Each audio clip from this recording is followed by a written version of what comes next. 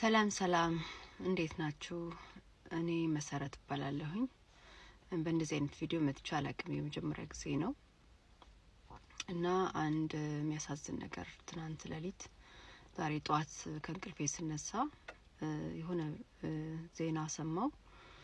በጣም የሚያሳዝን ዜና ማለት ነውና እኔ ተወለድኩት ትግራይ እንትጫው የምትባል አካባቢ ነችና እና ቤተሰቦቼም ያሉት እዛ ነው እና ዛሬ ጧት ስነሳ እንትጮ ሌሊት ሙሉ በድሮን ሲቀጠቀጥ አደረ ነው የሰማሁትና ያየሁት።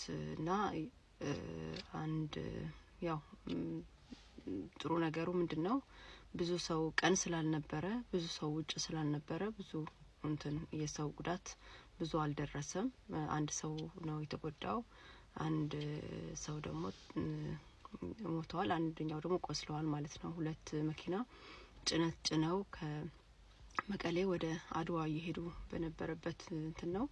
አንደኛው ባናና ነበር የጫነው፣ አንደኛው ደግሞ ዘይት ነበር እንደሰማሁት ማለት ነውና አንደኛው መኪና ሰው አልነበረውም፣ አንደኛው ደግሞ ሹፌሩን ሞተ፣ ረዳቱ ደግሞ ተጎድቷል ማለት ነውና እናቴ ጋር ስደውልላት ጧት አታነሳም፣ መብራት አልነበረም።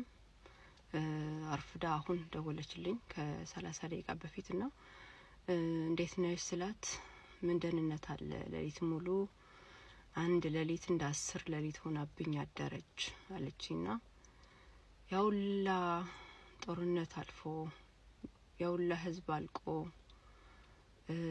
ብዙ የተጎዳ ሰው አንድ እናት 7-8 ያጣች ብዙ ነገር ትግራይ ውስጥ የተካሄደው ነገር ሁሉም ሰው ያውቃልና እንደገና ደግሞ ያንን ለመድገም